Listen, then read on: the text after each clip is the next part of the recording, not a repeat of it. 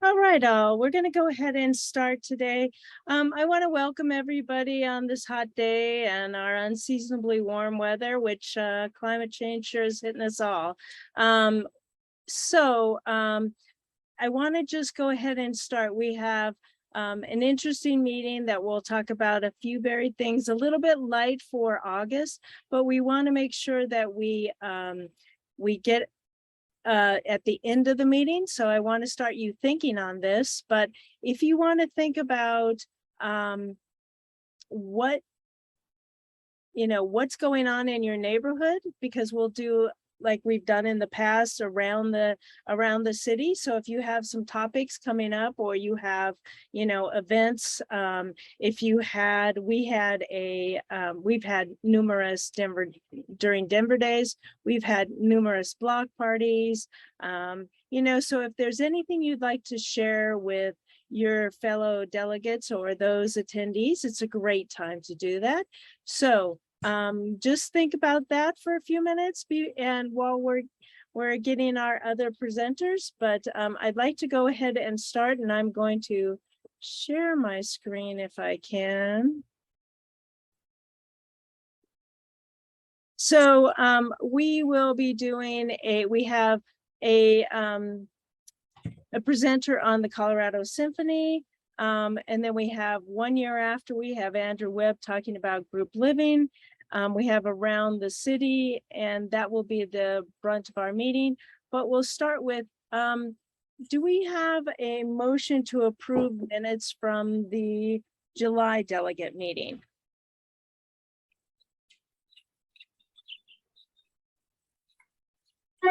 Loretta, I don't think we have them. Okay. So I didn't know if we did or not, because I hadn't had the opportunity to look myself. So I didn't see them, but I thought maybe they were sent. Okay, so we'll look at that in September. Let me go on to, we're going to do our usual presentation from the committees. I want to go ahead and start. Why don't we start with climate and sustainability? Do you want to go ahead and give us an update on when meetings are and how people can join?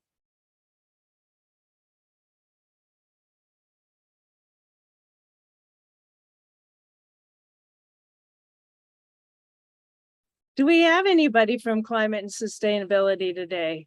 Loretta, I don't see Keith or Jane on the call. So yeah, August.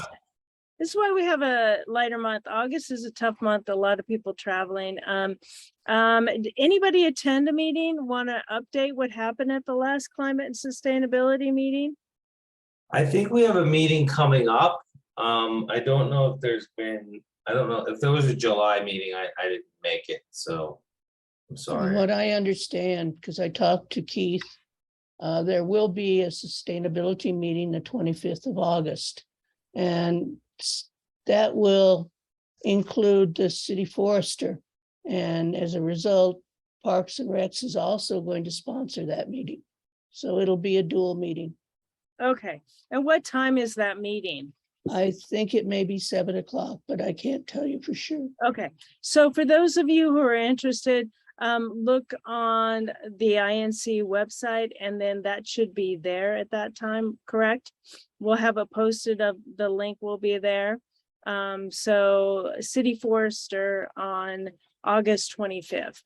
So, and I don't know, I'm just going to do a little plug. I don't know if anybody knows, but you can become a trained city, working with the city forestry, that you're able to trim trees. You have to ask the if they still do the program, but you have to ask, we did it in our neighborhood where someone would, it's just the street trees and it's just minor trimming, but they train people on that sort of thing, which is kind of nice just to learn trimming of your own trees. So just a plug for that. And you might ask them about that on the 25th. All right. So that sounds like that's going to be a combined effort with Parks. So why don't we go ahead and do an update? Greg, do you want to do the Treasury update? Okay, let me share my screen. Um, So cash and bank accounts total $40,717. July, we had very little activity. We had 2 new RNO members at or renewing members at $80. And then the only expense was for PayPal fees of $2.58. So just pointing out in terms of our budget, we're at 50% in terms of total RNO membership. However, for associate memberships, we're only at 8%. We've had 200, or we've collected $200 in associate memberships. We do get renewals in the fourth quarter, so that should go up. But one of the things we need right now is someone to take over the membership committee and help recruit members. And I also need someone to review the financials for 2021. So if you would like to do that, it would be a fairly quick task. I'm thinking 1 to 2 hours. All of the reports are in Quicken. And they're printed out. And so it's just comparing that with our bank statements. So any questions?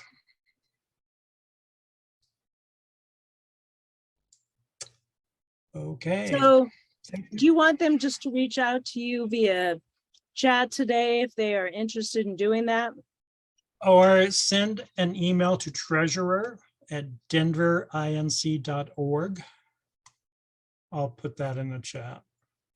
Okay, that would be great. All right. Why don't we go to zoning and planning?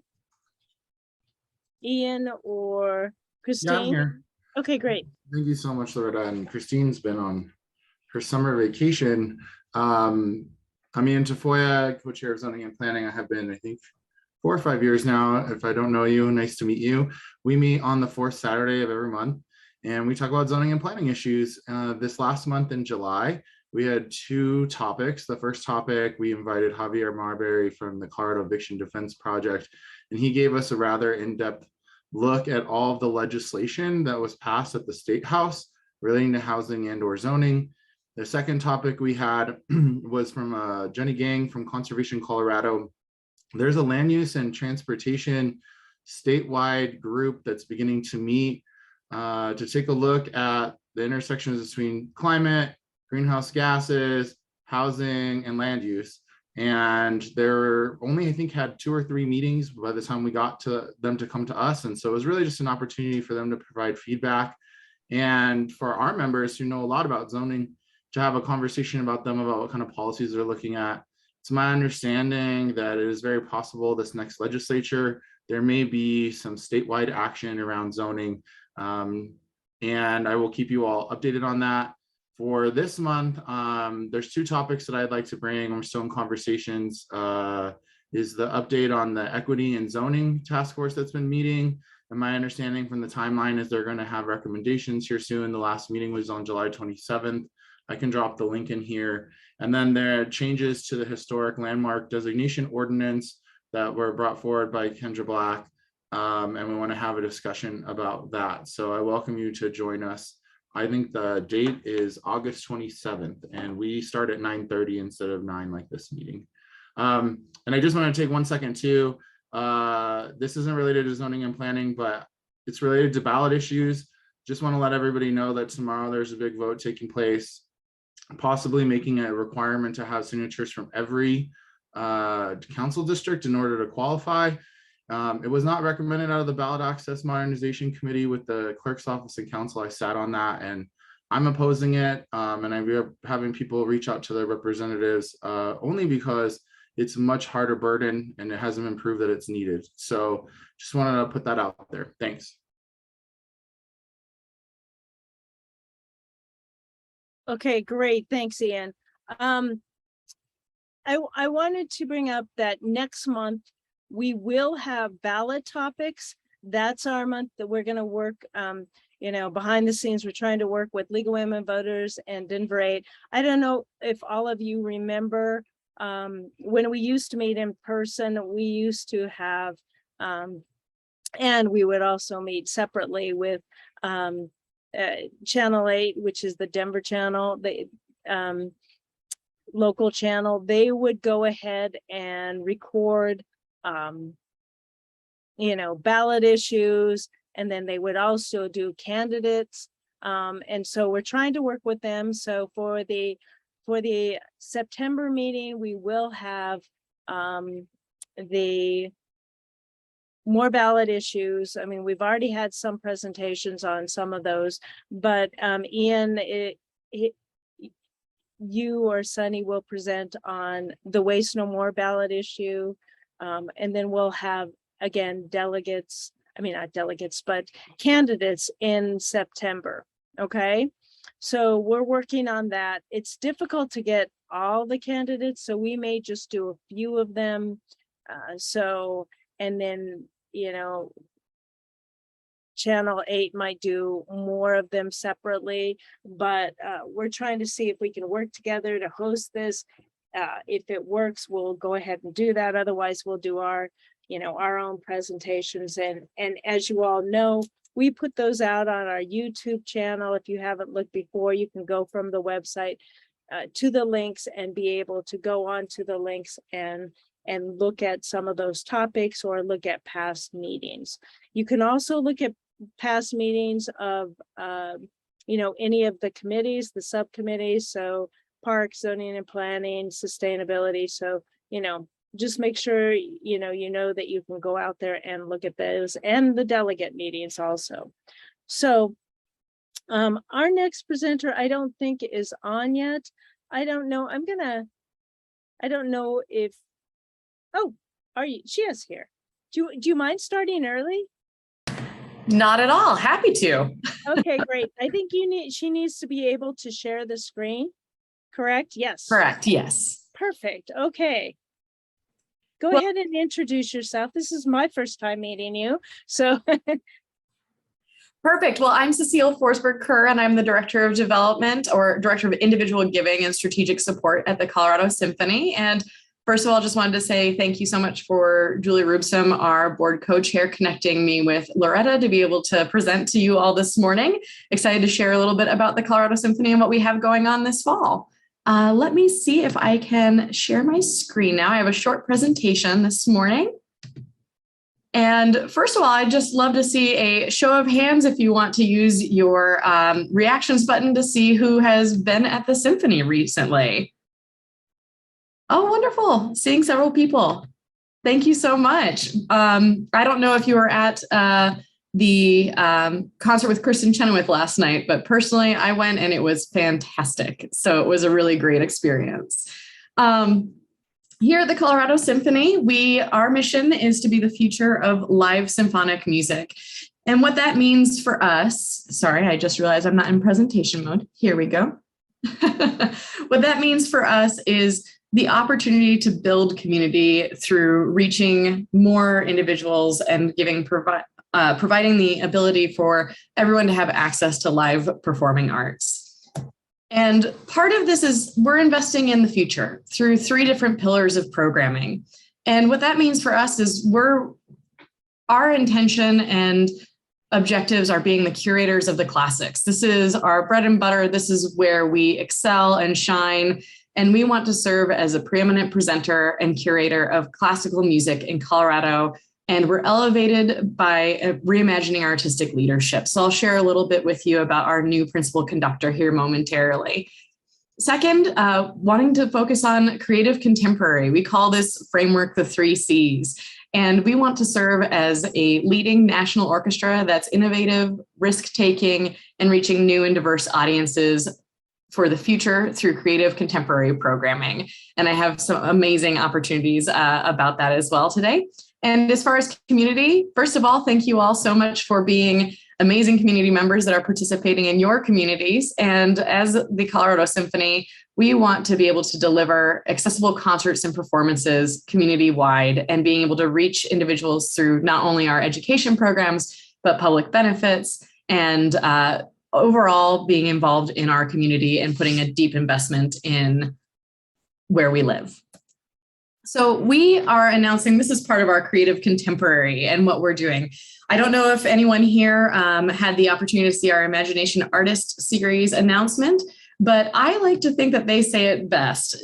So from left to right here on the top, we have Colorado's own Nathaniel Rateliff, who will be partnering with us this year, as well as RZA from the Wu-Tang Clan, and then Mary Mitchell Campbell. And she actually was at the performance conducting and performing on piano last night with Christian Chenoweth. She's been working with her for about 30 years.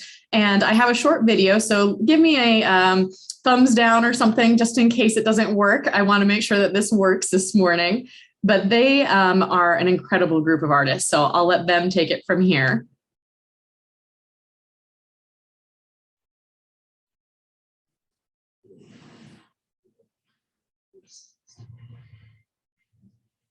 No sound. Oh no, so sorry, you all. You know what I'm going to do is I'm going to share this in the chat so that I can send that to you all here in a moment so you can watch it on your own. It is an incredible short video about what the Imagination Artist series is. And with the Imagination series, what we're doing is we're blending genres and sorry, touched my computer there. And what these three brilliant artists are doing is we're essentially giving them the paint brushes to the orchestra. So each artist is curating their own concert. RZA, for example, has composed his own ballet that we will be premiering and performing with the Colorado Symphony this year. And in addition to that, each artist is also helping us to draw individuals to our classical concerts. So each artist, it's a pair of concerts. So when you purchase, for example, tickets to a Nathaniel Rateliff performance, you'll also get a ticket to one of our classical concerts that he absolutely is behind and loves the, sorry, there's a chat coming up here. Oh, sorry that there's no audio there. And what Nathaniel's concerts are is not only him performing a set of songs that he's been working on, but in addition, being able to find elements of our classical concerts that tie in with his work. So we're creating this beautiful partnership between the classics and the contemporary. Are there any questions about any of our Imagination artists? Happy to answer. Did you see in the chat? Maybe we could get that, you know, there's maybe there's a way to actually show it if you click. You have to check the sound box in the bottom left-hand corner when you share your screen in the pop-up. Okay. So maybe So you have to, you see it, Cecile, you have to unshare and then share again, and then a pop-up will come up. And in Yeah. the Thank bottom you. left-hand corner, Yeah. it'll say audio, and you have to check that box. It's such a So fascinating sorry. word. Share sound. Thank you. Everyone misses that. It's not just you. I appreciate it, Adam. It is apparently I have not had enough coffee this morning. So why don't we try this again? Thank you. Is it working? When you get a chance to hear your music Yes. translated by an orchestra, it's so fulfilling. You know what I mean? The vibration of it, the feel of it. There is something so powerful about being able to walk into an auditorium of crowded people ready to hear a huge group of musicians that is unparalleled in the non-symphonic world. Hearing the symphony, to react to it, especially when you're performing with it, I've always felt like music does this thing where it starts to take your breath away, and I feel like when you hear that many people playing together, it does something. It does something physical to me that I feel in my chest.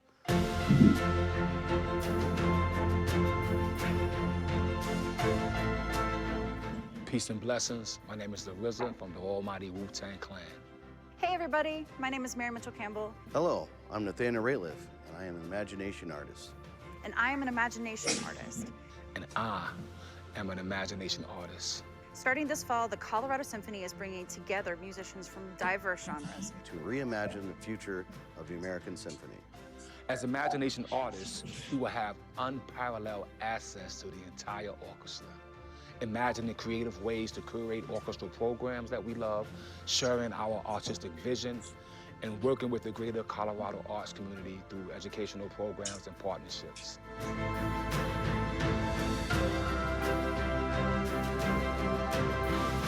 As musicians, we strive to inspire or give inspiration, which is, once again, the internal spirit moving. And if you can move somebody inside and letting their imagination explore and potentially explode, I think that's what we have here, a chance to do. What I loved about this orchestra is how vibrant they are about making all kinds of music and recognizing that every genre has a space. Being able to work with other musicians that don't necessarily do what I do, I feel is always a great way to expand my knowledge. The language of communicating music is interesting to me. To be able to speak with other people and tell them what I hear, I'm hoping that I get to learn a lot from that. There are moments when bigger is better, and this is definitely one of them.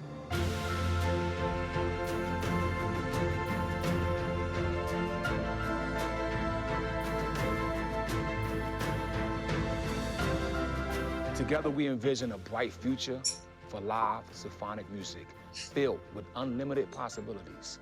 So join us As we push boundaries, Meld genres, and inspire a new generation of music artists.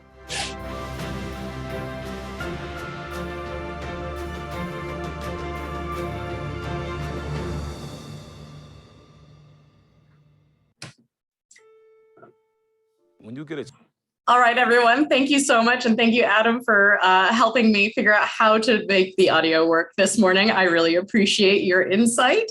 Obviously, they tell the story much better than I do straight from the artists themselves. So the Imagination Artist Series is a brilliant opportunity for us to blend genres between classical and rap and Broadway and Nathaniel's,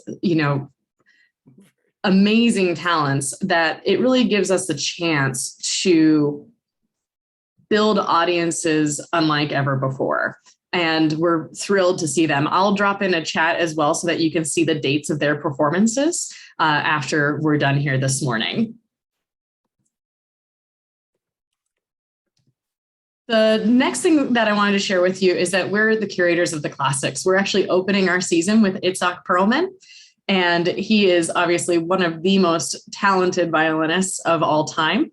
And Peter Ingen is our new principal conductor, and we are rethinking what it means to have a head artistic director. And Peter Ingen is performing, I believe, 6 to 8 weeks with us this year. And that is less than a traditional orchestra. And the reason for that is to make room and space to bring more conductors in front of our orchestra and bring in more diverse talent for the Colorado community. And just a fun aside, that Itzhak Perlman was actually Peter Ingen's violin teacher a long time ago, and they are fabulous colleagues and friends. And so that concert is on September 10th, if you have an opportunity to come and join us for that. And then Peter Ingen will also be opening the season the following week with Rhapsody in Blue. And regarding community, this is a huge opportunity here for the Colorado Symphony. And we want to serve as a leading orchestra that delivers accessible concert performances and experiences that are relevant to our community. And what that means for us is educational programming. This past year, the Colorado Symphony actually reached over 60,000 students with virtual and in-person programming. And that includes teachers and families through several different opportunities. We have a community ticketing initiative where underserved communities have an opportunity to get free or discounted tickets to all of our performances. And we provide diverse opportunities and partnerships. So we partner with a number of organizations, the Denver Young Artists Orchestra. We partner with the Mexican Cultural Center, Cleo Parker Robinson Dance, and we have a beautiful education concert called Lift Every Voice that will be featured this year. And it brings in voices from all around Colorado and celebrates them and helps students to see themselves on stage. A few highlights of our program this fall, and I'll also put in the chat our full season calendar so that you can see what we are up to. Itzhak Perlman is one of the highlights this fall on September 10th, followed by Vivaldi's Four Seasons in October. Is a beautiful opportunity to see a fantastic violinist. We will also be one of the first orchestras premiering Disney's Hocus Pocus live with the orchestra and the film. So our artistic director, Isabel, pulled together about 8 or 9 different symphonies across the country to go to Disney to say that we wanted to produce this performance with them. And Disney will only put together a performance like this to be able to be premiered around the country when there's a large enough cohort of people to present it. So she's an amazing leader in the classical world, and she helped to make this program possible. So if you grew up with Hocus Pocus like I did, I think it's an incredible opportunity to see something new with the symphony before it goes to anywhere else in the country. Also, we'll have Beethoven's Eroica Symphony on November 3rd, and that will also feature Elgar's Cello Concerto with cellist Sterling Elliott. And for all of you ABBA fans out there, Dancing Queen, a tribute to ABBA on November 10th.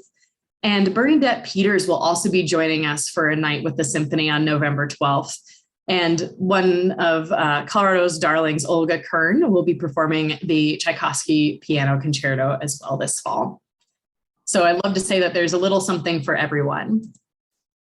And one thing I wanted to share with you all is if you're interested in learning more about the Colorado Symphony, you can consider joining one of our societies or becoming a contributor, and you get behind the scenes with us. So we will be doing a season announcement party in March. Next year is actually our centennial season. So the Colorado Symphony has been serving and producing live symphonic music for 100 years next year. So we're thrilled to be announcing that. And as part of this, we'll be doing season announcement party in March. Also throughout the year, we do Seated with the Symphony for our partners and contributors. And what that is an opportunity to sit on stage during our rehearsal with the orchestra. And it's a really beautiful opportunity to see what it's like to be in that professional setting with our talented musicians. We also have open rehearsals throughout the year that feature all of our education programs, and you'll get to see students getting to see live symphonic music, a lot of them for the first time. We also have chamber performances with Colorado Symphony musicians and guest artist meet and greets. In the spring, we will actually have Joshua Bell joining us, and he will be one of our special artists that's going to be doing a meet and greet with us this year. And as a close, I'd love to invite all of you to join us for a performance this year as our guest. So I've got my contact information up here on the screen. I'll share it in the chat as well. So if you're interested in attending a performance, or it's been a long time since you've been to Betcher Concert Hall, just send me a note in an email and we will get you connected. Thank you so much, Loretta, for the time this morning. And if there's any questions, happy to answer them. All right, thank you. I appreciate that. That was great. Does anyone have any questions?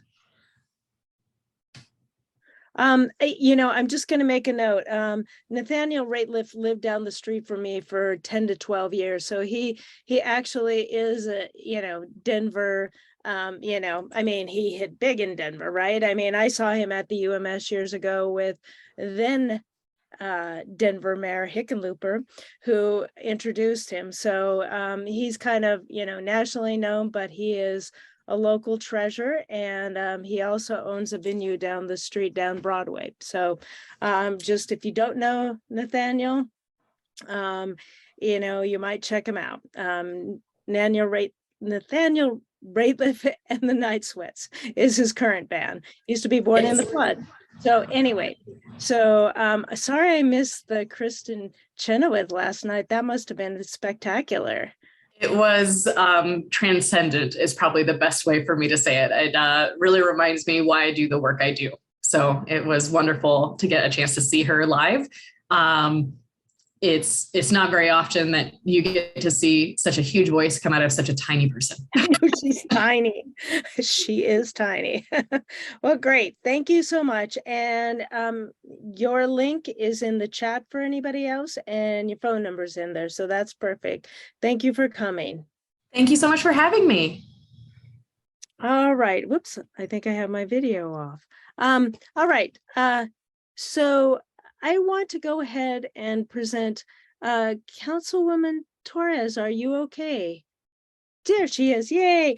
So so we have the councilwoman here with us today. And so she's going to talk about, why don't you first kind of explain, give your parameters of your district, and kind of, and we want to invite city council to meetings to tell us what you're working on, what you see coming up in the next year or so. And if we have any of your, anybody from your district here, it'd be great to connect. But why don't you go ahead and start? And I think you're muted for now.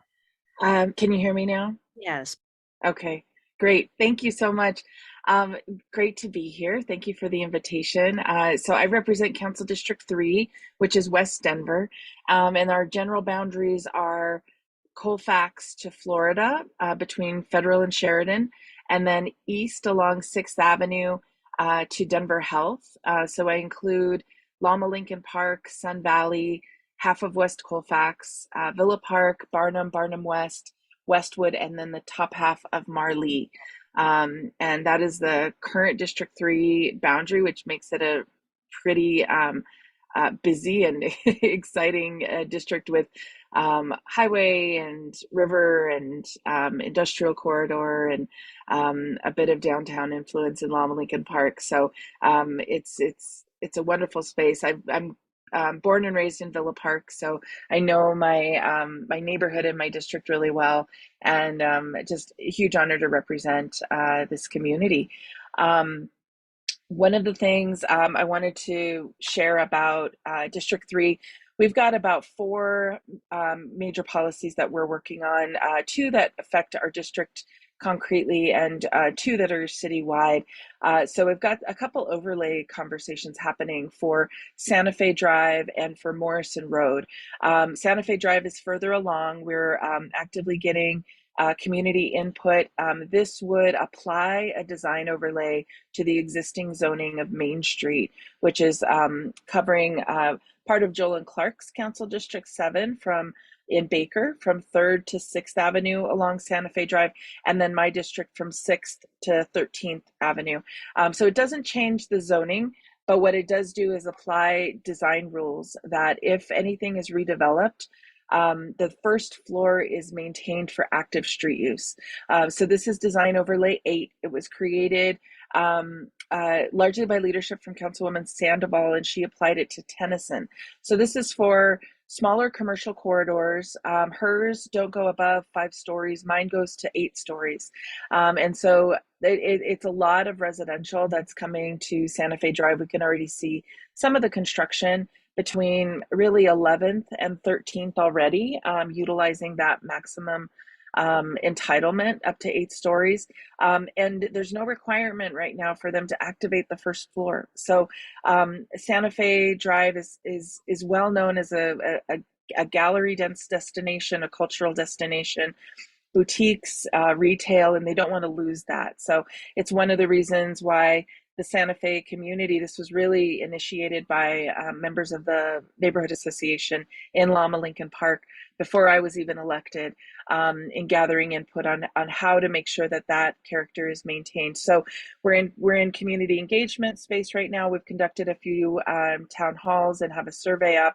And we've most recently gotten support from the Santa Fe Business Improvement District, which I think is a huge opportunity and level of support from them. So we will be deciding in this month the level of support and if we're moving forward with a full application with community planning and development.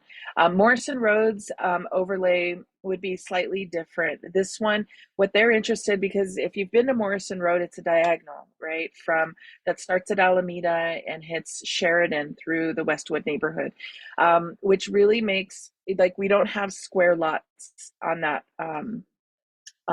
Morrison Road facing interface. And so it is more difficult for any of those lots to meet some of the standard zoning rules when it comes to what a commercial corridor or Main Street corridor should do when it comes to parking, amount of interface for building or for community engagement. What they're ultimately desiring is to be able to use a front space for markets, for street vendors.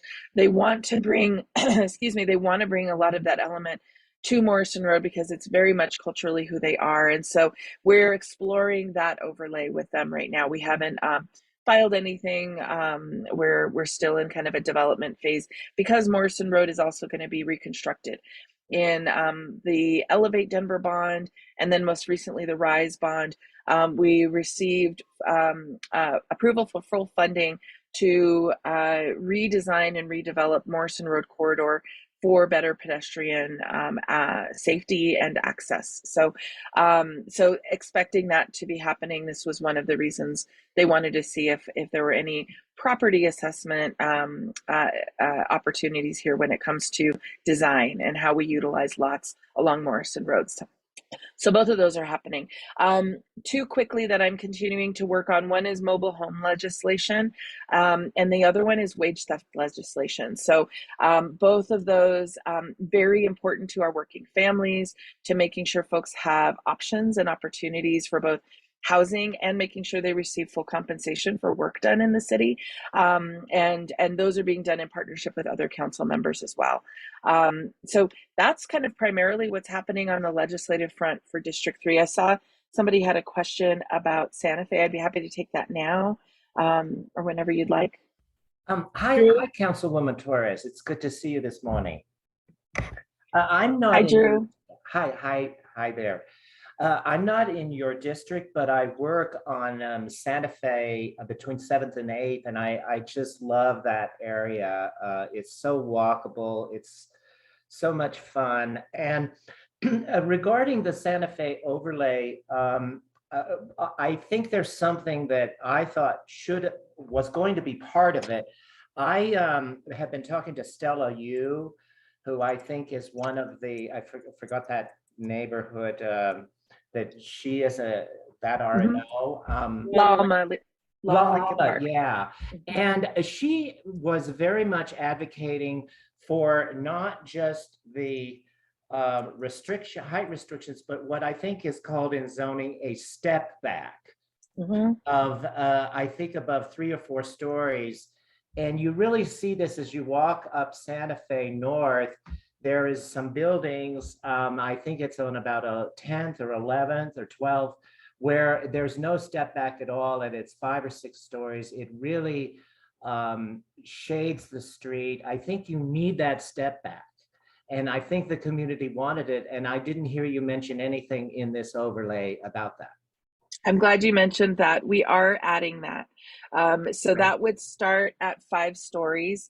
We're adding that into the language. It wasn't there before because when it was created and first applied to Tennyson, nothing in Tennyson goes above 5 stories. So they didn't think to need it. Our corridor obviously goes to 8 stories. So it was definitely something that we could add without it impacting its active application to Tennyson, and make it really worthwhile and useful to the Santa Fe corridor. So I'm so glad you brought that up. We are adding that in. Thank you. Thank you for that. That was all.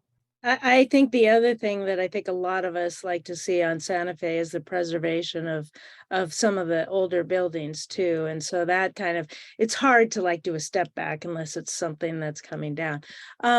Nolan, you have your hand raised. You're next. Yeah.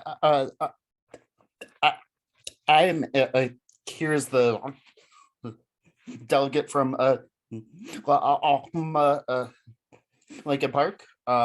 and I guess I would like to ask for there not to be a setback. I think we in this neighborhood, you know, in all neighborhoods, really need um uh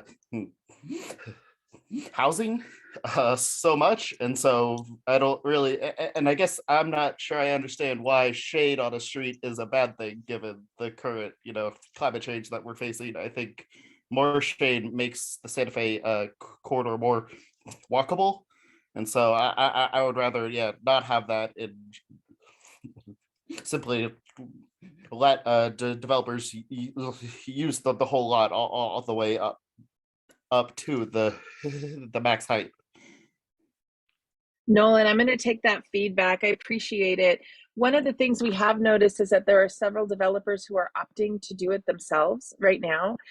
So some of the buildings that are coming up between 11th and 13th are already include an upper story setback, and that was not required of them right now. So there are some that are finding that to be a design element that they want. It may give them some room for some outdoor space for their residents, without it impacting the design or the build of the project. But Nolan, I'm going to take that down and appreciate you mentioning it. Yeah, I just think it's important to maintain flexibility, and so that, you know, not every building looks the same. So yeah, if a developer chooses to have a setback, that's great. But but then if the one next to them does not, that's also fine. Yeah, I think what we've been hearing so far is the desire for this to be included, and this was actually one of the factors that led the bid to supporting the overlay, was having that setback.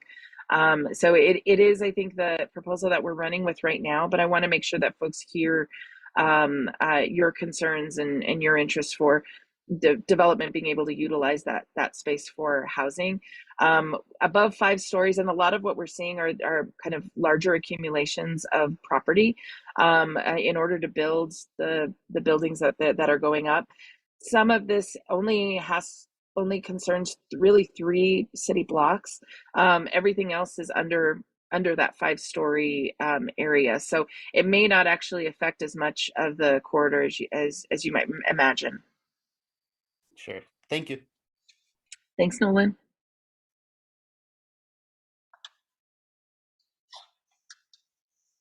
I think Miles also had a hand up. Miles, sorry, I was muted. Miles, you're next. Hi, thank you, Councilwoman Torres. I've got a quick question. I've been involved, and I'm sure you're aware of the project, Colfax BRT.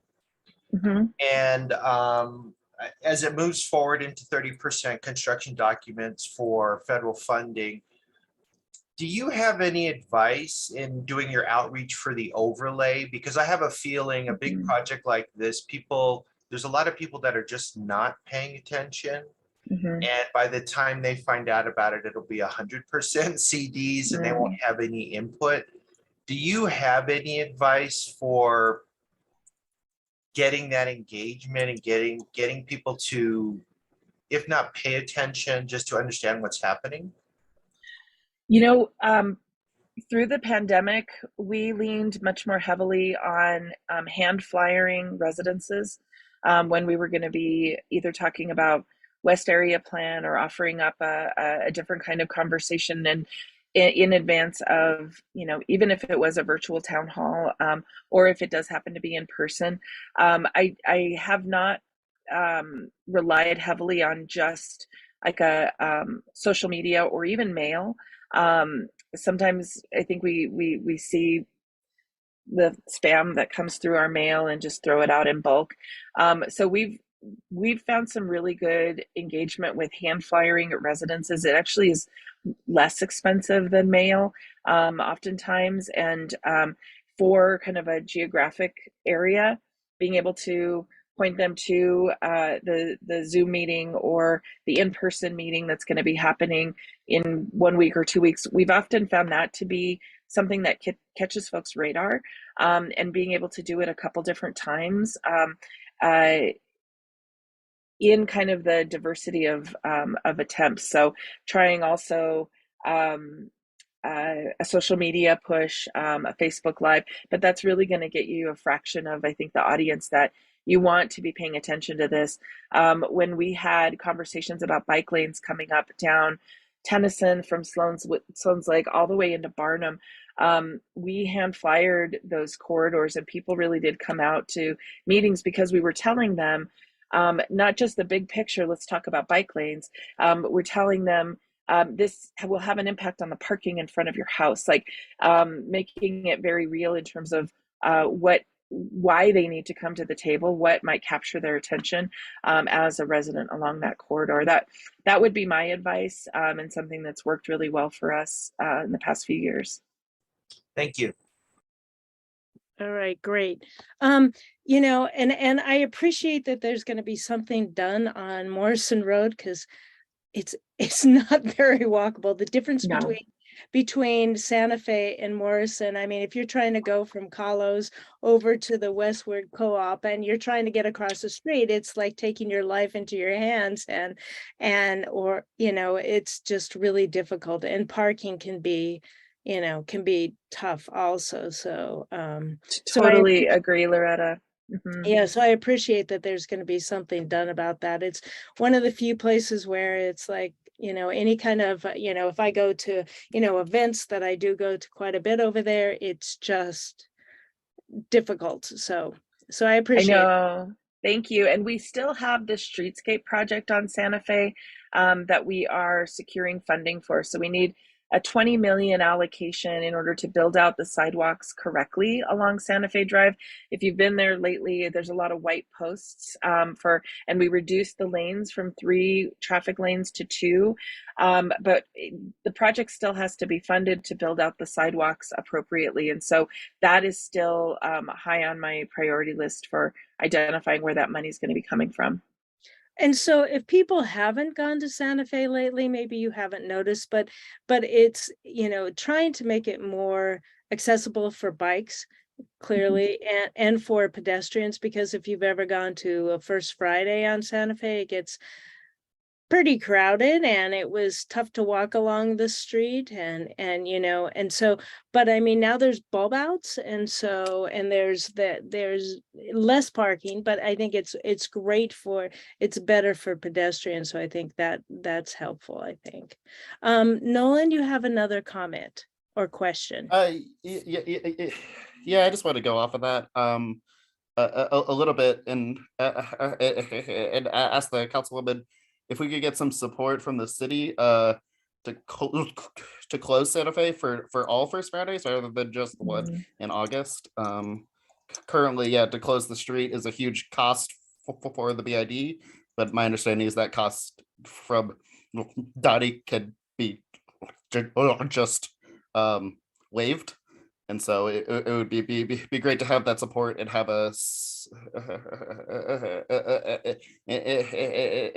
and have that available for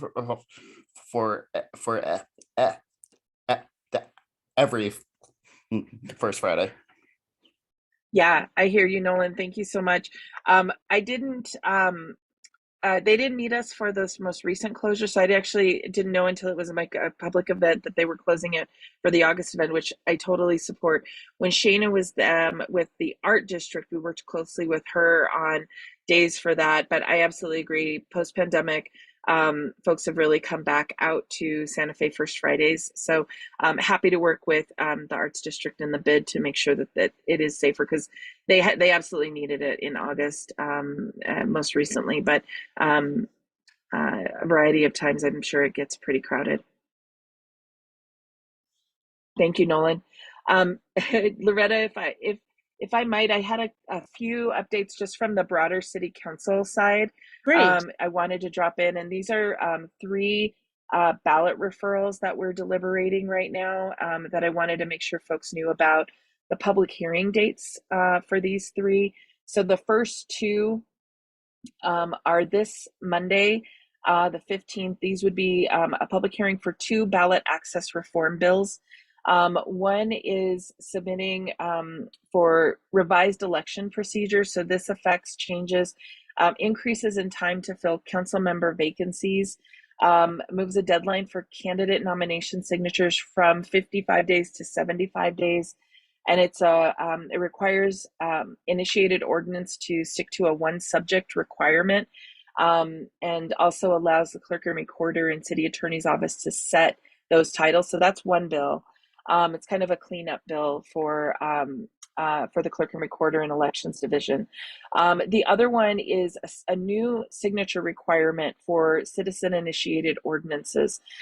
So you may already know that when you initiate an ordinance from the community side, you're required to get 2% of active registered electors, which right now is about 9,000 signatures. And you can get them from anywhere in the city. Councilmember Black advanced this one forward to make 2% of that 2% come from every council district. So that's a 0.04 from each council district, roughly 180 from each of the 11 districts before it can make it to the ballot. And there are folks, I think, on both sides of this issue on council. So might be worthwhile if that's a topic of interest for you. The other one is a public hearing that's happening on the 22nd. And this is to refer to the ballot an increase of 1.5 mils to our property taxes for directly funding Denver Public Library. So this would be an annual budget of roughly 30 million to the library because they're just so woefully behind in facility maintenance and staffing and programming funding. So that one will also be requested of council to head to the ballot. I'm happy to take any questions on those. Thank you for that. That's great. We did have Ian Thomas DePoya brought up the issue of the 2% from every council district, that issue. So he talked just very briefly about that earlier, but thanks for bringing that up again. Speaking of libraries, I just want to tout the library on Santa Fe and the name change. So there was a nice name change. So do you want to talk about that a second? Because I think that's great. I will. So earlier this year, this actually happened during the pandemic, where the Denver Public Library really took it upon themselves to assess the names of their facilities, of their spaces, in the wake of a lot of social justice questions and positions for us to really evaluate who have we named buildings after, and are they still something that we stand behind. And so two actually came up in my district. One has been renamed, and it was formerly the William Byers branch on 6th and Santa Fe, 7th and Santa Fe. And they pulled together a renaming committee and took recommendations from community voted on those, and then the committee made a final name recommendation to the Library Commission. And that was for John Imula Jr., also named Thunderbird Man when he passed on. And John has just widespread legacy of impact in higher ed, in American Indian community, and he is a descendant of Kiowa and Arapaho survivors of the Sand Creek Massacre. And why William Byers' name was put on that list was, in addition to being the founder of the Rocky Mountain News, he was also a wide supporter of the Sand Creek Massacre and defender of that incident. And the other kind of historical overlay on this is that Lama Lincoln Park was also home to Fort Weld, an Army fort at the time, where chiefs from the Cheyenne and Arapaho met with the U.S. Army to negotiate peace terms. 2 months later, those were violated with the Sand Creek Massacre. So it is incredibly important and meaningful in the Lama Lincoln Park neighborhood to have been able to rename the library for John Imula Jr. My husband knew him. My husband used to work for the American Indian College Fund, and knew and met John and just had such admiration for him. So it was a really powerful experience to be involved in that, and I fully supported it. Well, thank you so much. And if those who haven't read about the Sand Creek Massacre, I tried to get out there when I was just out of college and trying to find, and then I read a book just recently about finding where it actually happened, because it's really difficult to find, but very technical historical book. But if you haven't read anything about the Sand Creek Massacre, it's really great. Michael Henry, you have a question or a comment? Councilwoman, I was fascinated when you were talking about Fort Wells. Where was that? There's a Colorado historical marker. I don't know the full boundaries, but there's a Colorado historical marker right on the corner of 8th Avenue and Wyandotte.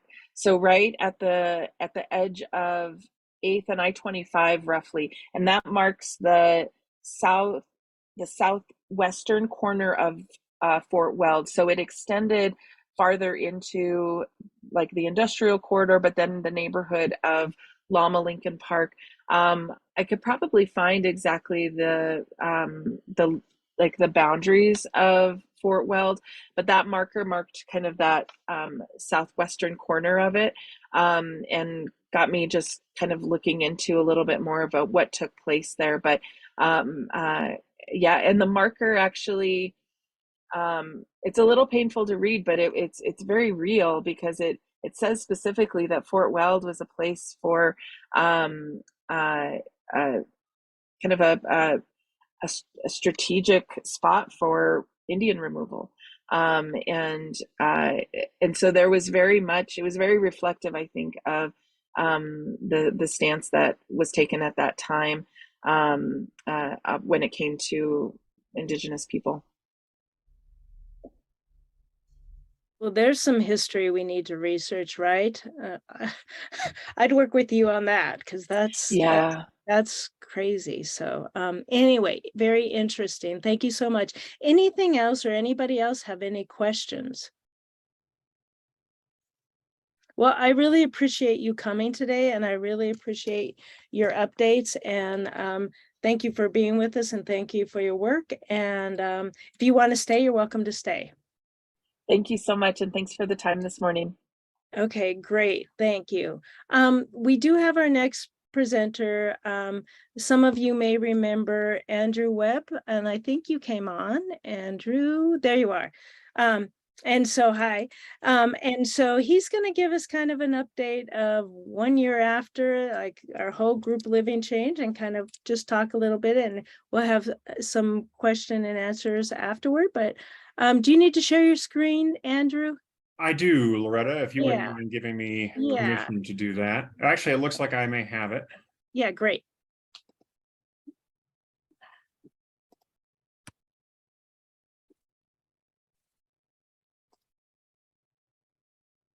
Does everybody see that? And does it look kind of like you'd expect? Yes. Great. Well, thank you. Thank you for having me. My name is Andrew Webb. I'm a principal city planner with City and County of Denver Community Planning and Development. Many of you, I think, will remember me as the project manager for an effort that concluded a couple years ago now, to update the way the Denver zoning code regulates residential uses. This is a presentation that we gave to the planning board and the city council in July, fulfilling a commitment that we made at that time, or starting to fulfill a commitment, I should say, that we made during the adoption process for this zoning code amendment, to monitor outcomes moving forward, and ensure that there were not unintended outcomes, and that some of the outcomes that we were aiming for have been accomplished. I'll start with just a little bit of background, a brief background on the text amendment project itself, and then I'll walk through a review of some monitoring metrics that come from multiple sources, including our city 311 data, zoning and neighborhood inspection services, case data, and then our residential care use data, excise data from excise and licenses on the licensing of group homes and boarding houses, that sort of thing, data from the Department of Safety, and then finally data from the American Community Survey. This text amendment was passed in February of 2021. And it, as I mentioned, it did overhaul the Denver zoning code, the way that the Denver zoning code relates or regulates how people can live together, such as allowing more unrelated adults to live together in a dwelling unit. It also changed the way residential care uses are regulated by moving to a system that regulates those uses by facility size, not by the population served. As part of that adoption process, we did commit to 4 years of monitoring. And so after the zoning code amendment was adopted in 2021, myself and a couple of colleagues set out to establish a set of data that would be relevant to this topic, and then get some baseline numbers. And then this spring, we worked to pull in the first year's worth of monitoring data. So as you'll see, some of the data after just 1 or 1.5 years or so in effect, some of the data are, don't have a whole lot of, don't indicate a whole lot of change just yet, or may not be relevant just yet, but you get a sense for what we'll be monitoring moving forward into the future. This first set of metrics is from the Denver 311 system, which allows residents to contact the city to ask a question or to report a problem, either by phone, on the city's website, or through the PocketGov customer portal. The number of inquiries for the number of unrelated occupants dropped from 128 in the period prior to adoption of the group living code amendments to 75 during that first year reporting period. The second 311 metric includes a couple of vehicle related inquiries that we would regularly see, including the number of vehicles generally, and complaints about people parking on lawns. And during the first year reporting period, the number of those inquiries dropped by about 20%. This next slide of metrics comes from CPD Zoning Neighborhood Inspection Services Division. The first column is the number of ZNIS cases related to a number of unrelated occupants violation. This number includes cases where inspectors investigated a violation but may not have actually discovered a violation there. Those, or may not, I should say, have discovered a violation. Those cases dropped by about 50% from 46 to 23. In some instances, there were complaints that came from 311, and when the inspector found that there was no violation, the case was closed without adding the violation to the case file. So these cases would not appear in this metric. The next columns show verified violations where an inspection has confirmed that there is an active zoning violation. In the baseline reporting year, there were 7 verified violations for the number of unrelated occupants, and one of those ZNIS cases also included a violation for the number of vehicles. During the first reporting year, there were 0 verified violations for a number of unrelated occupants, and subsequently no cases that included violations for both unrelated occupants and number of vehicles. This data comes from Community Planning and Development. We maintain a list of all residential care uses throughout the city. It's also mapped on our website. In 2021, the existing baseline list was verified. And at that time, at the time of the adoption of the code amendments, there were 136 residential care uses confirmed to be active in the city. Between the baseline date and the end of the first new reporting period, there were 2 new zoning permits issued for residential care uses. This data comes from excise and licenses, and it shows the number of active boarding home licenses has decreased in recent over the last year from 44 to 38. The department indicated it didn't really have a clear cause that they could cite for this decrease, but we have staff have observed media reports indicating that development pressure in the city may be having an impact on boarding houses. This is anecdotal, but maybe one of the reasons behind the reduction in the number of boarding type licenses issued. The number of licenses issued for short-term rentals has increased from just under 2,000 to about 2,170 or so.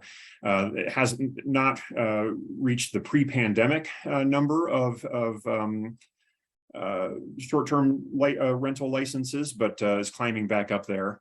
The text amendment actually did not impact short-term rentals. However, during the adoption process, a city council member asked if we would include that data in the monitoring. So we're providing that here in case anybody is interested. We also got an extensive report from the Department of Safety, and I'll send you all, or I'll send Loretta a link to that can be sent out after this with that includes our staff report and the Department of Safety report that they provided with a lot more detail. The report was about police responses to community corrections facilities in comparison to apartments with 20 or more units to get some type of comparison there. And between the baseline reporting period and the first year of reporting, the number of responses to community corrections increased from 31 to 55. In 2020, 56% of this activity was either for routine business or to accompany medical responses. However, in 2021, 73% of this activity was either for routine business or to accompany medical responses. And the Department of Safety noted that much of that likely comes from a heightened increase or a heightened response to issues related to COVID-19, which did require typically an EMT or Department of Safety response to any call from a community corrections facility. In 2020, 33% of all Denver Police Department activity was routine business, and in 2020, 23% of activity at those locations was to accompany paramedics on emergency medical responses. Comparatively, in the reporting year, 28% of all DPD activity was routine business, and 45% was to accompany paramedics on emergency medical responses. So we do think that a lot of the change was likely related to the coronavirus pandemic.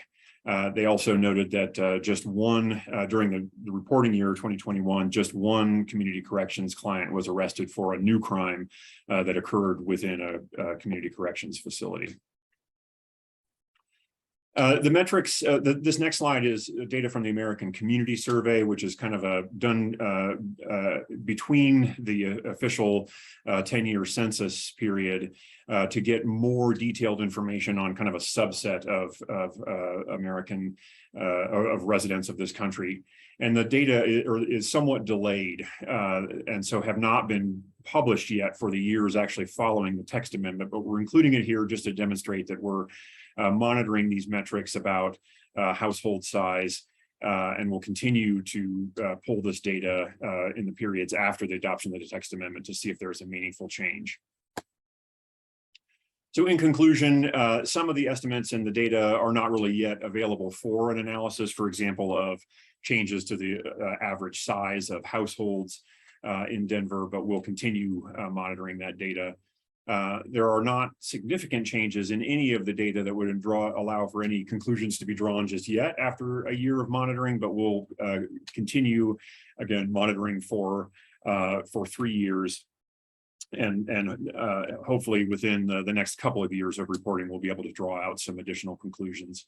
But what we've seen so far is that the text amendment has not resulted in an increase in zoning violations or 311 inquiries for unrelated occupants. So with that, I'm happy to go back to any slides or answer any questions that folks may have.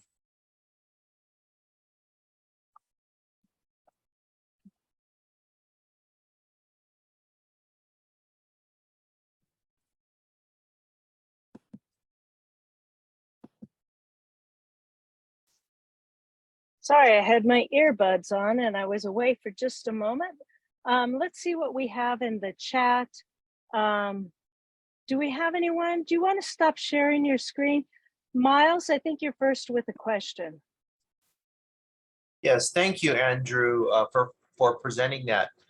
I guess in the city evaluating the impacts of these types of changes, what goals do you set out to monitor, and just listening to some of the matrix you're using to gauge what that impact is, to listen for complaints on maybe overcrowded or questions about how many people are living. Is that a good way of judging the impacts of these types of changes? Great question, Miles.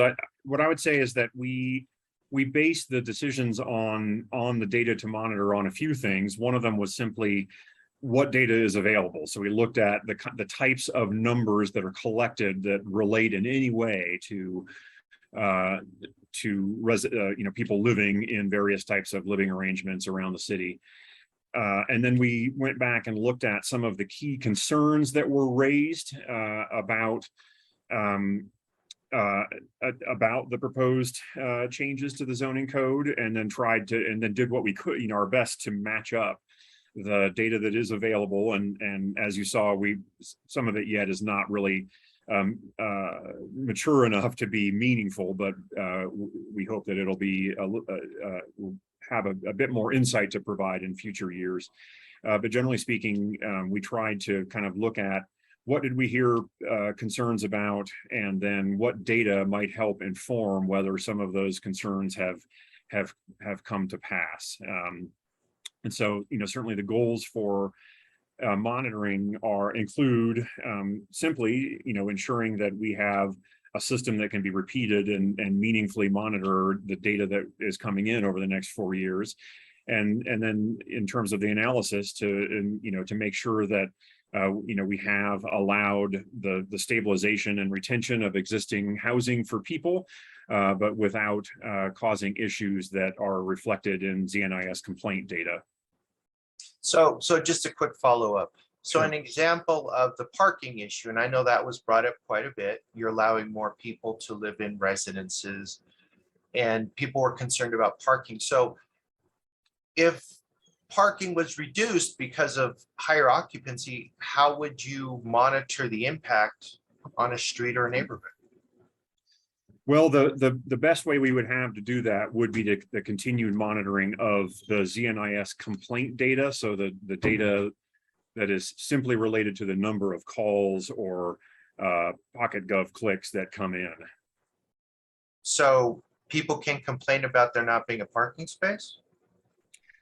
Well, I mean, people can call 311 about any issue, and if it is related to parking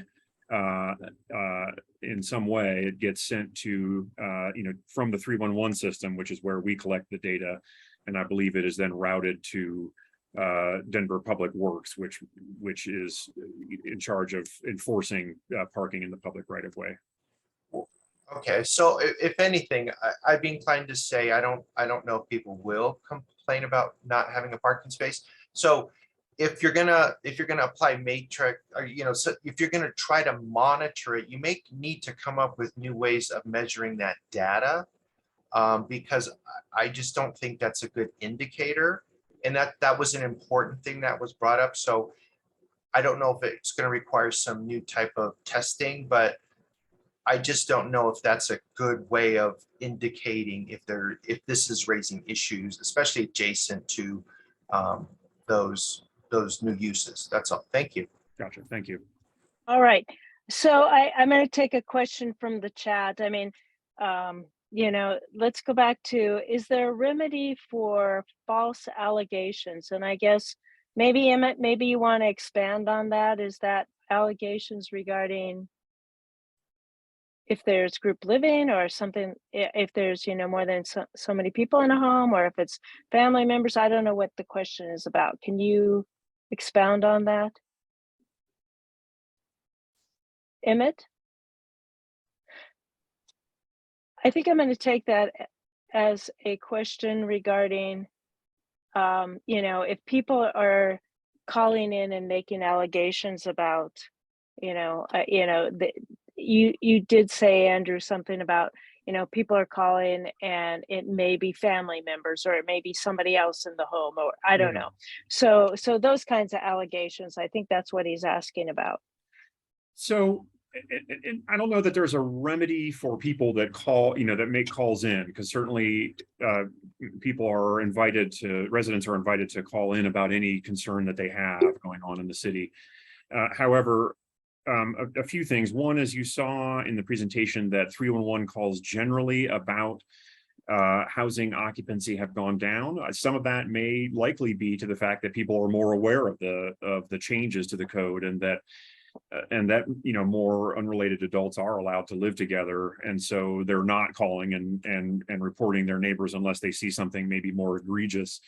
But the zoning and neighborhood inspection services opens a case and reaches out in any situation, and immediately, if they find out that that either there's 5 or fewer unrelated adults living together, which is, since given that the average household size here is less than 2.5 people, most cases it's very few homes with that many adults living together. But also, if that is the scenario that is discovered, or if it is simply a family living together and they say we're a family, then that's the end of essentially the end of the investigation. It doesn't proceed further unless there are some external impacts going on that are addressed separately as separate zoning violations. But in other words, even if people do make some sort of false allegation against a neighbor, the city actually seeks information from the people who are living on the property to learn more about it, and does not enforce if there is not a violation. Okay, Judy, do you want to raise your question? Yeah, nice to see you, Andrew. Thanks for this update. Sure.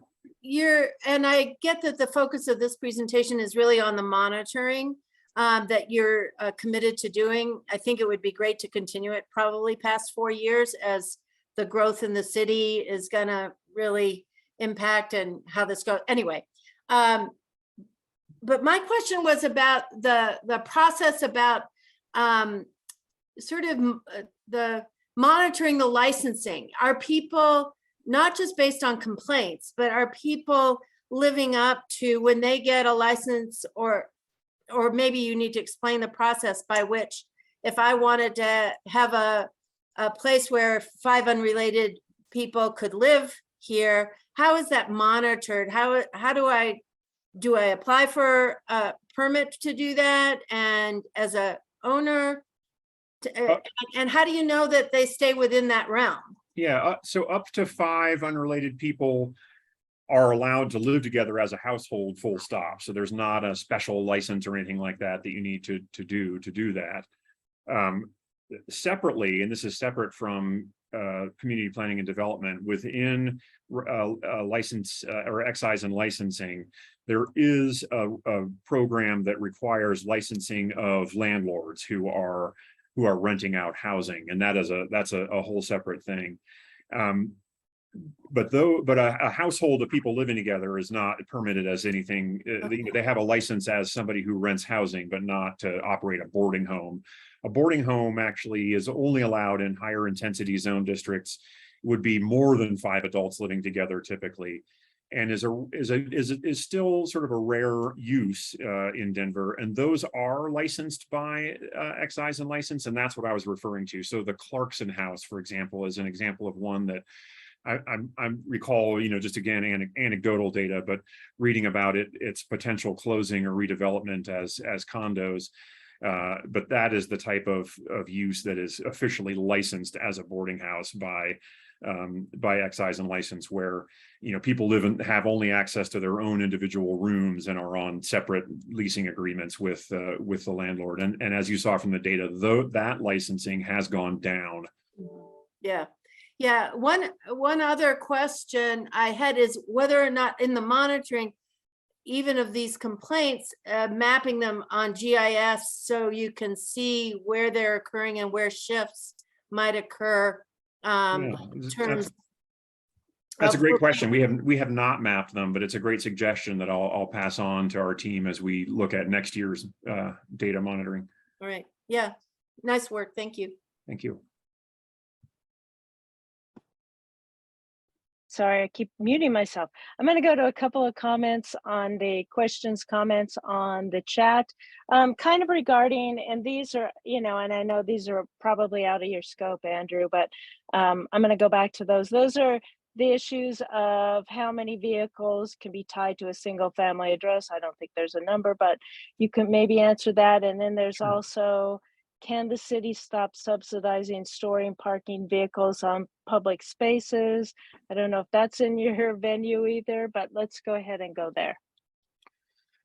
So in terms of the number of vehicles that can be attached to a house and parked on the property, it is one vehicle per licensed driver in the household, plus one for the household, which, you know, effectively, and to a maximum of 6 vehicles. So, and it's effectively, we say one per licensed driver plus another vehicle for the entire household. That regulates just vehicles parked on the property. Vehicles parked in the city right of way are not regulated by CPD. That's regulated by DOTI, the Public Works Department. And as you know, there are limitations on how long a vehicle can be parked on the street. And some areas, of course, have permit parking and that sort of thing. But CPD does not regulate the number of vehicles in the street. And then I'm skimming back through the chat here to see if I can understand the city vehicles. Oh, can the city stop? Oh, and I guess that may be that, can the city stop subsidizing the storage of private vehicles on public spaces? And that, it sounds like that's maybe just sort of, you know, just highlighting, you know, some people say that, you know, the streets should be used for other things or multimodal transportation, that sort of thing. But I don't know that that was a question specifically. Lucia, do you want to clarify that? My point is just that, you know, people still, they behave as though the parking on a public street for their private vehicles is somehow they're entitled to it, when there are other uses, higher and better uses for the society at large for our public spaces other than storing privately owned large vehicles. And that was just sort of my point. I know that Andrew can't do anything about it. It was just sort of a, you know, raising the thought level above worrying about one's personal parking. That's all. Okay. Thank you. Robert, do you have a question, comment? Yes, I live in a residential neighborhood, and a house across the street was purchased by a woman from New Zealand, and she's a nurse. So she lived in that house for a while, but she wanted to get closer to the hospitals that she worked at. So she rented out that house and moved closer to the hospitals. And the couple that moved in had one child, and we invited them over, and we had a good time in our garden. And we thought, this is a lovely couple. And then a friend moved in, and then another friend moved in, and then another friend moved in. And she didn't know this, and I didn't have her telephone number to tell her. And I didn't want to call 311 because I'm old, and I didn't want to be the villain of the neighborhood. So I brought it up on this venue, but I was told that this is okay, it's all right. And so the number probably exceeded 5, and the traffic, the parking exceeded 6 cars. And this is a residential neighborhood where each home probably has, their driveway had space for 1 car and a couple cars in front of it. So it started filling up the neighborhood with cars, and it kept growing and growing. And finally, she came to visit and discovered how many people were there and saw the damage to the interior of the house. And that couple left along with all their friends. And then they had to renovate the entire house. It had to be gutted. And then she moved in with her partner. And so it was not everyone calls 311. Not everyone wants to get involved in somebody else's business. If the landlord is local and comes frequently, I don't think there's a problem. But if the landlord is from another country and may not be aware of what our laws are here, and as far as how many people live at the house, they're not aware of it. And the neighborhood wants to get along, so we just quietly, we're the silent neighbors. We don't say anything, but we don't like what we see. So I think your 311 is not being called by everybody. That's what I'm trying to say.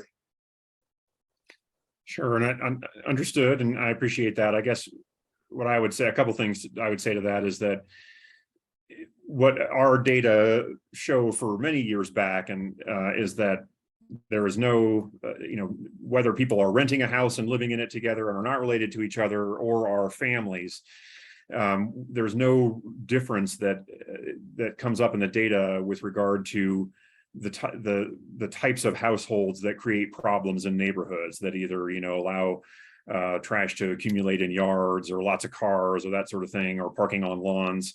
That is something that both people who are related to each other can do as a household and people who are unrelated to each other. And I guess what I would say secondly is that you certainly had you can call 311 if you want to, but it sounds like you reached out to the landlord or the property owner, or at least talk to her at some point. And that's what we would always hope that people do, is they begin addressing a problem like that by interacting with their neighbors and introducing themselves and saying, hey, we have kind of a problem here. I think what we have seen is that most people want to try to be decent neighbors and will be responsive if there are external impacts of a situation in a house. And then I will also just make note of the excise and licenses. This is a relatively new program that does seek to keep track of and license people who are renting houses here in the city, or renting any kind of dwelling unit, and that gives the city an extra layer of enforcement ability for people who are not meeting zoning requirements for maintaining houses and yards and that sort of thing. All right, I don't see any more questions in the chat, and I don't see, I think, Judy, I think your question is whether 311 callers' identities are confidential. I mean, you can ask for have a return call, but I don't think anybody knows who those 311 callers are. Are they, Andrew? You can leave a confidential input or anonymous input. Yeah. Mm-hmm. I know.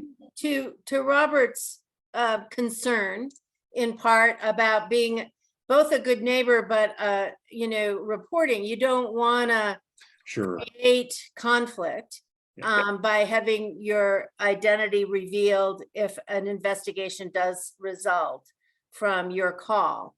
And is there any reassurance about how that's kept by the 311 process? If you have the option to leave anonymous input, and in that case there is nothing tied to the data with your name on it. I do think if you leave, if you choose to have a callback and get feedback later on what happened, in that case, then I think some contact information is maintained by the city, which could conceivably be brought out in like a court case or something like that. But I suspect those types of situations are very rare. That it's not made public, in other words. So you're saying that if you get somebody that files false complaints on a repeated basis, there should be some type of mechanism to make them pay for that. It costs a developer or a owner a lot of money to address those complaints. And if they're false complaints, is there a mechanism to do something about that?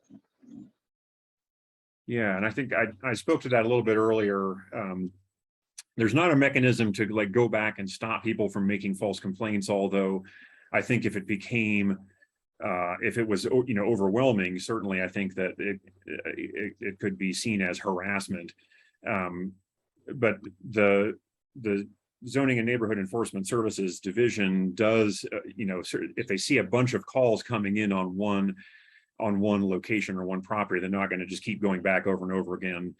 They will, open up one case, and if it appears that there's not a situation, not a violation there, they won't keep going back over and over unless somebody calls in, a different person calls in with some different type of concern or complaint.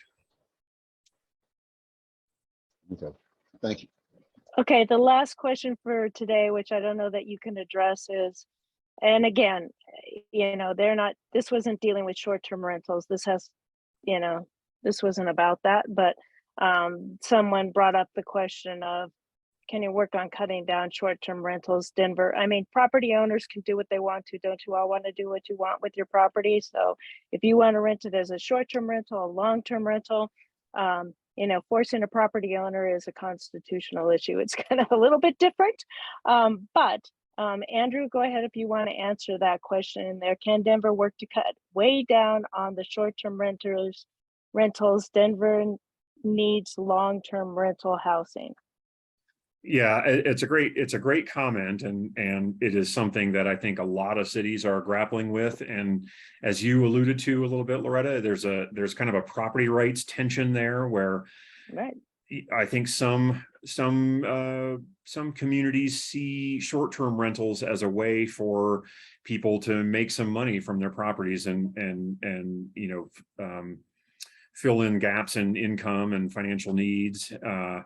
And most cities do have one kind of political stance that says move away from short-term rentals, especially in areas that have a lot of tourism, and that there's often some sort of push and pull there between those who would like to see short-term rentals reduced and those who say that this should be the right of property owners to decide how and when they rent out their space.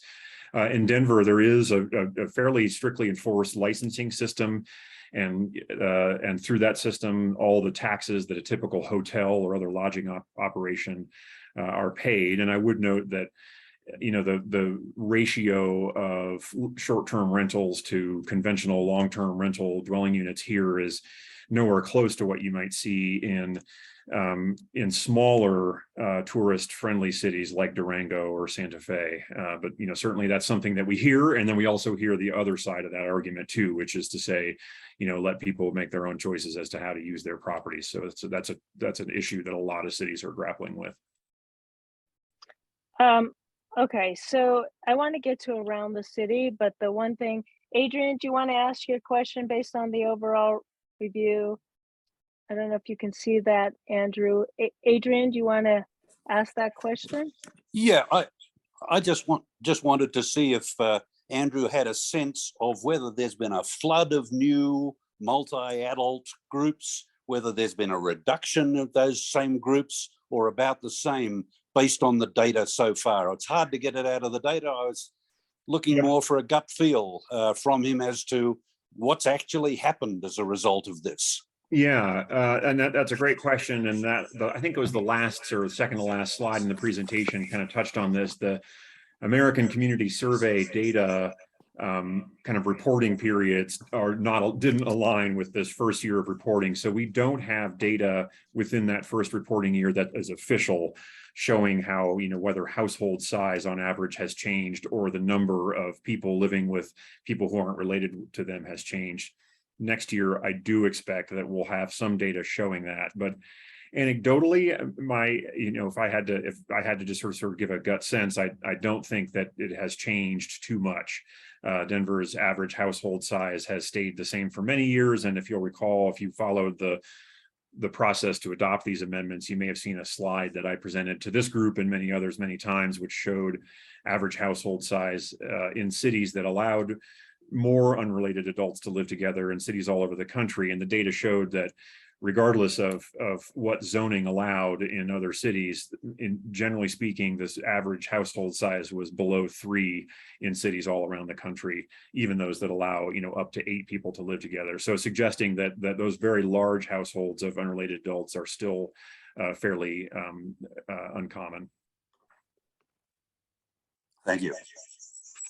Andrew, I appreciate you coming today, and we will look forward to hearing from you in a year or 4 years. And anyway, thank you so much, and Thank we you. appreciate it. And if you can send the link or put it in the chat. As soon as we're done here, I will put the links right in the chat so everybody will have them. Okay, perfect. Thank you so much. Thank you. All right. Okay, great. All right, we saved a few minutes for, as I said at the beginning of the meeting, I wanted to talk about around the city. And I don't know if anybody has anything, just raise your hand. If you want to talk about what's been happening in your neighborhood, what's happening in your area, any topics you'd like to talk about. David. Hi, let me start my video as well. Okay, so I received a couple items from our RNO president. I'm with the Winston Downs Community Association.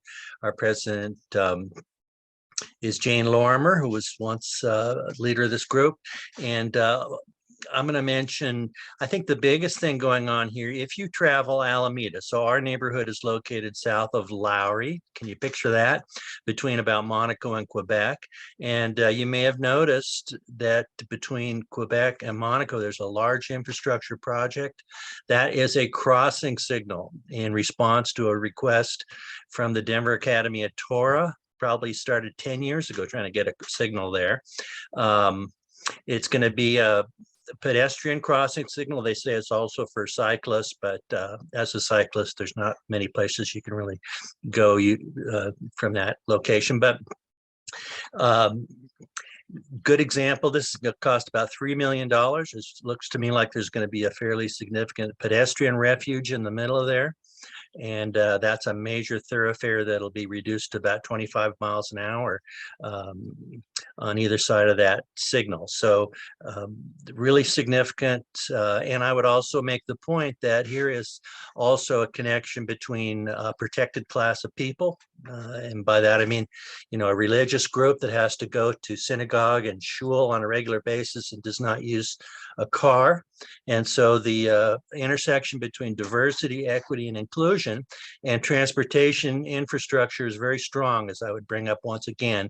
Here's a significant project that in part is getting done for issues of equity and inclusion, as well as other reasons. So as we move forward, this group trying to create policies for DEI, something to keep in mind. Thanks very much.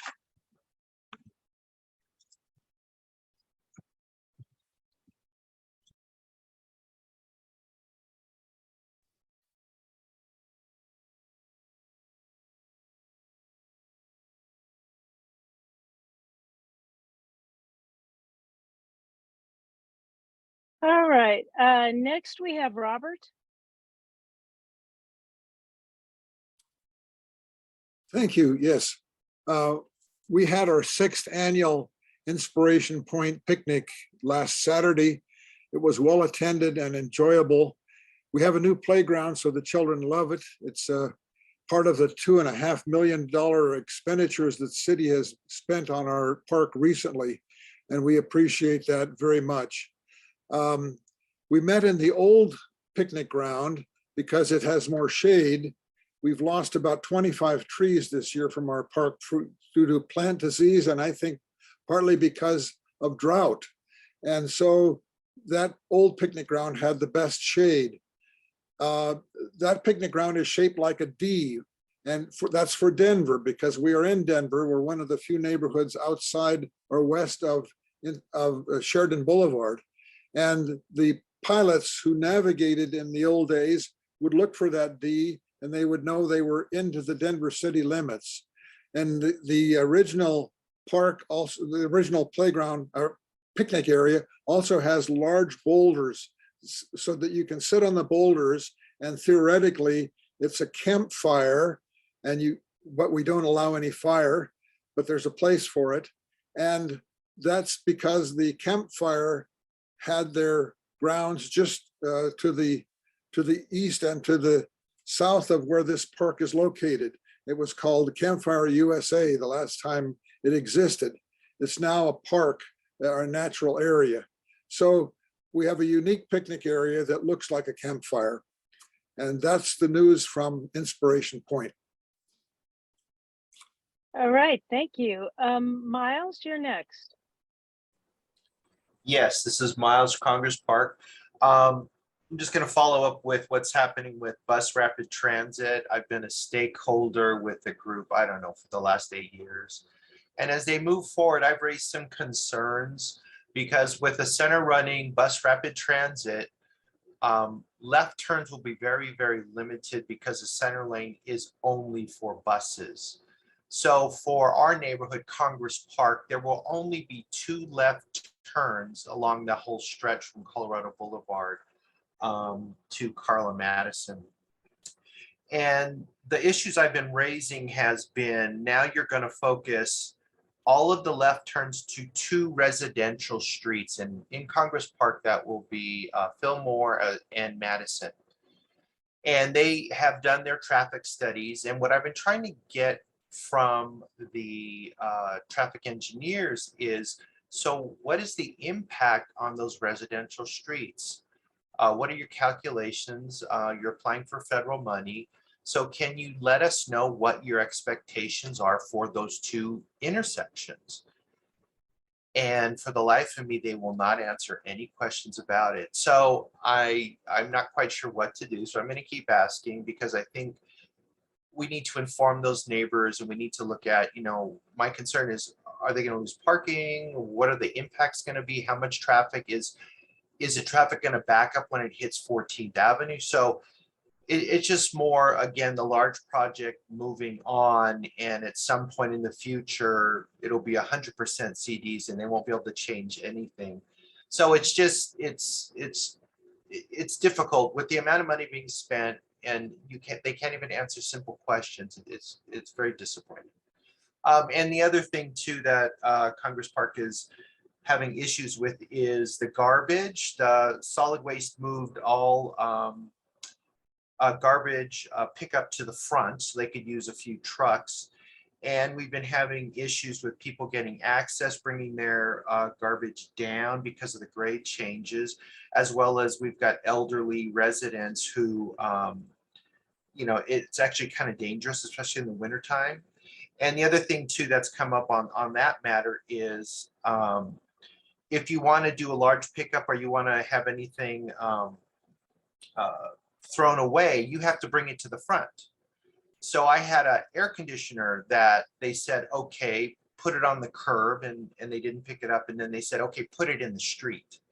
It needs to be in the street. And I said, well, what if a car hits it? And who's going to be responsible? And they basically said, well, we're not responsible, but you need to put it in the street. So there's some conflicting information, and right away was like, well, we don't know. You can put whatever you want in the street. So there's some things that need to be worked out. And it would have been great if solid waste would have sat down and talked with us about what these issues are. So that's all. So we're still in this process of people are complaining about it, and it still hasn't been solved yet. So that's all. Thank you. Okay, thanks. Thanks, Miles. I feel really bad, and I'm going to apologize in front of everyone that I forgot to call in transportation earlier. Joel, do you want to do a quick update? Yeah, certainly. The INC Transportation Committee meets every other month. Our next meeting is September 8th, 6 to 8 p.m. That's a Thursday. We'll be meeting by Zoom, putting together the agenda now. The first topic that we know is going to come is bus rapid transit throughout the city. So a lot of focus, of course, with the recent open house on East Colfax.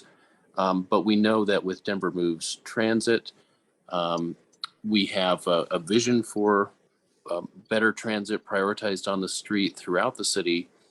RTD has done their own bus rapid transit plan, and then RTD has recently done their system optimization plan. So to give us a perspective on how this is all fitting together and in what time frame the city will be advancing bus rapid transit throughout the city.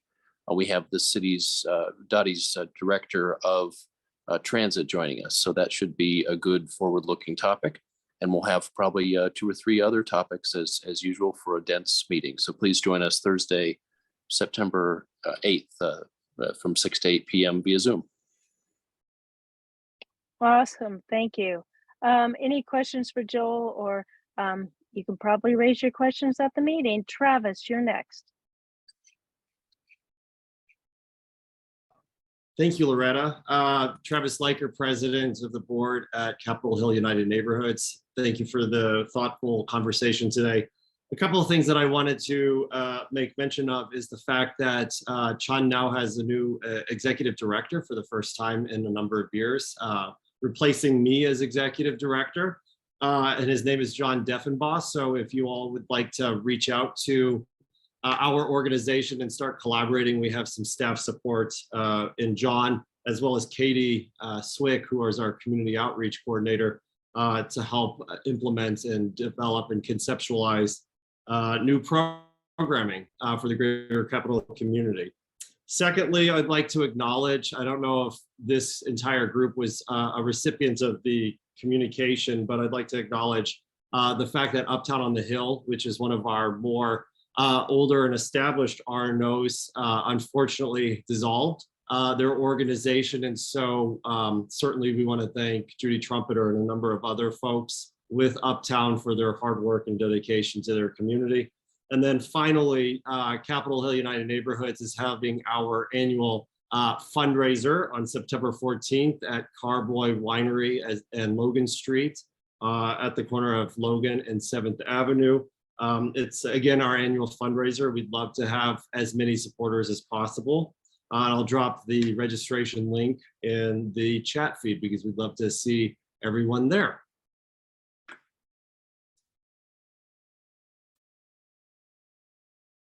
Great, thanks, Travis. Yeah, we did hear about the RNO, and that's unfortunate. Judy, did you want to? Yeah, a couple of things. I wanted to just, I'm at Historic Montclair and president of that RNO. Have a great group, a great board, and a great group of volunteers who put on our 4th of July annual picnic, which is an over 50-year-old tradition, and serves up a barbecue for about 400 people in the neighborhood. And I just wanted to note, as others I'm sure have experienced with events like this that occur in city property, that the last 2 years has seen a significant increase in the oversight and permitting process required for activities in Denver property, with both, whether it's the Parks Department and permits and or special events, Office of Special Events that's been created, and it does require a lot more work and actually more cost associated with putting on events. And it's come to my attention that some other neighborhoods are kind of bumping into it without having as much experience working and doing this. And I thought it might be something that INC could think about, if people were interested, think about offering sort of, an in-service, if you will, separate from a delegate meeting, an in-service about how to negotiate and work with both Parks and Rec for permits, if that's part of it, and Office of Special Events. So I'm just throwing that out there. I've heard from other neighborhoods about the challenges of working in this space the last year or a couple of years. So just throwing it out there. We had a great time. It was a great party, and it was worth the effort, but it still is a fair bit of work these days. Oh, good. Thanks, Drew. Yeah, and maybe Maggie might have Drew's just saying, and so is Nolan, about issue with Alma Park. Yeah. So. Okay, Great idea. Adrian, do you want to go ahead? Yes, I have a matter that's not specifically neighbourhood directed, but while we were having our Baker ice cream social last Sunday, I guess, other parts of the city got nearly 2 inches of rain. And the good news is that the new stormwater system managed to accommodate it, only just, but it did. This is about a quarter of the 100-year storm it was designed for, so we don't know whether it will deal with that. But what I wanted to point out to all of the members of the city assembled here is that 2 inches of rain, if captured on your property, was enough to water your garden for over a year. And some years ago, like 5 years ago, I proposed to the city a method whereby we could do that.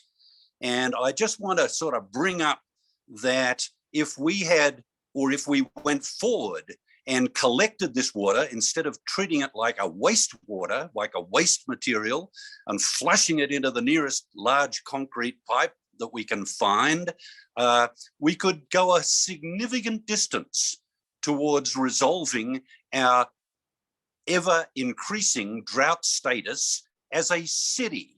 And so stop wasting this water, which just goes into the Gulf ultimately, pretty quickly, and start using it with very little change to our laws and with very little change to our real estate. And I'd be happy to come and explain one more time how we could do that for essentially no money, each individually take responsibility personally for our drought status, climate change, and this sort of stuff, instead of just talking infinitely about it.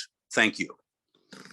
Well, Colorado's been a prior appropriation state for since since we became a state. And the reason for that, if you know water laws, has nothing to do with the city, it's the state, and it's the state water laws. And so I don't want to get into the details about it, but when you talk about water law, yeah, it is as Adam says, it's archaic, and coming from another state that doesn't have it. We did it mainly because we started as a mining and agriculture, which clearly we can't do agriculture in the state because we're drying out and we don't have the water for that. And agriculture uses the majority. What I heard the other day is a place like Centennial uses 75% of its water for watering lawns. One of the biggest things you can do is get rid of Kentucky bluegrass. And so if we want to have more of a conversation of getting rid of that, that's probably a starting point, because that uses much more water than our native grasses, which we do have a state grass, which is blue grama. So getting rid of all your Kentucky bluegrass would be a big start, because watering lawns is a big deal, and not having waters that suck up more water that aren't meant for a state that's mountain arid. So we can, as you probably all know, if you read in the chat, they did change the law so that we can collect water. Those of you who have commercial grade water barrels, I have the blue commercial grade, you can buy them, or you can get them from somebody who uses them for only vegetable oil or something else. But you can purchase or get water barrels and use those and collect the rainwater. I watered my garden from the rain we had, and we didn't even have a quarter inch of rain on the day when other people had. Clearly the party went on, but we didn't have that much. But water laws were only modified just for the collection, only for limited use for your yard. It's not collection for larger things. So it's a legislative issue. So that's a big thing. So if anybody else wants to comment, go right ahead. But I think we're close to the end of time. So I don't know if anybody else wants to add anything.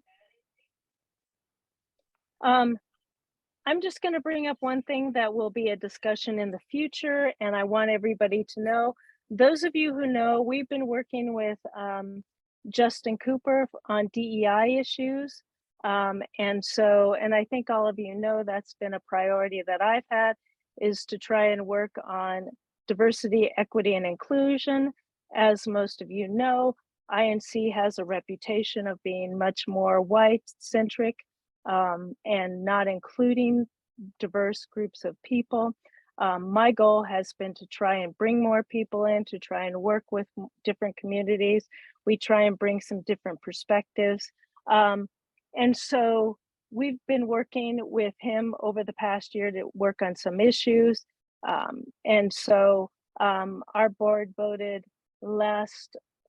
this last Monday to not continue another phase with him, and would like to send things back to this group to do DEI issues. I brought up the issue of trying to have a facilitator, and that was not included on that vote. So moving forward, we'll, INC will put together a committee to work on those issues. So, and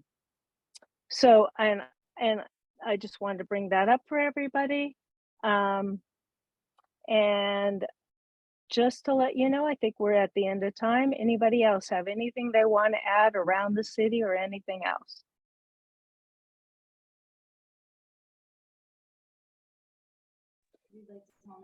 Hi, Anything hi, else?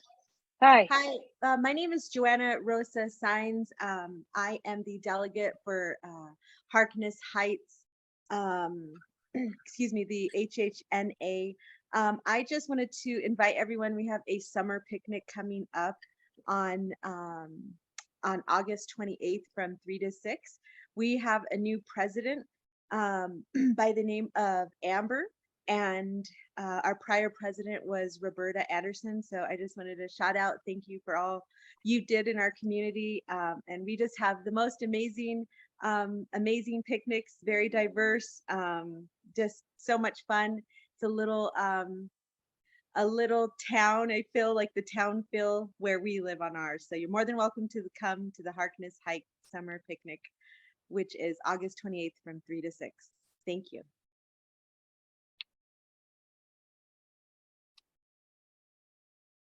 All right, great. Anything else before we end the meeting today? All right, I'm going to go ahead and adjourn the meeting, and next month, look for those topics of the, of the ballot issues, and then also look on the INC site for